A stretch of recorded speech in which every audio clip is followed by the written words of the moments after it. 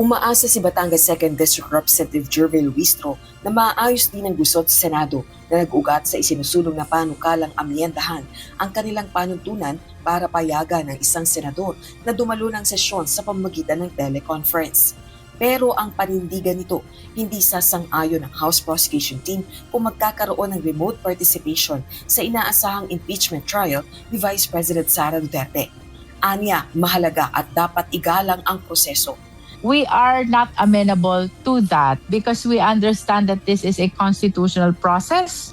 This is very sacred. This is very solemn. It concerns already the interest of the entire Philippine nation, and that is why our submission is the senator judges should be physically present.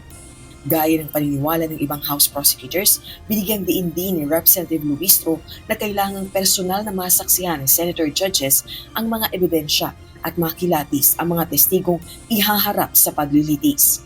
Umaasa rin ang isa pang House prosecutor na si Bicol Cerro Party List Representative Terry Ridon na mareresolba rin ang girian sa pagitan ng Senate Majority at Minority Blocks sa lalong madaling panahon.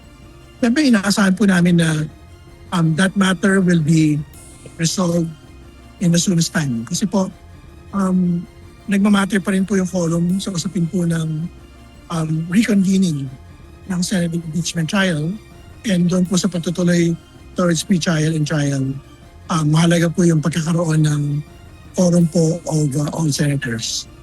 Tumutukoy ang quorum sa minimum na bilang ng mga mambabatas na kailangang present para makapagpatuloy ng legal ang isang sesyon o makagawa ng opisyal na aksyon gaya ng pagboto, pagpasa ng batas o pagdinig batay sa Article 6, Section 16, Paragraph 2 ng 1987 Constitution. Ang quorum ng Senado ay 13 senador. Rosa Licuz, UNTV News and Rescue. Diyos ang aming sandigan, serbisyo publiko ang aming pinahahalagahan.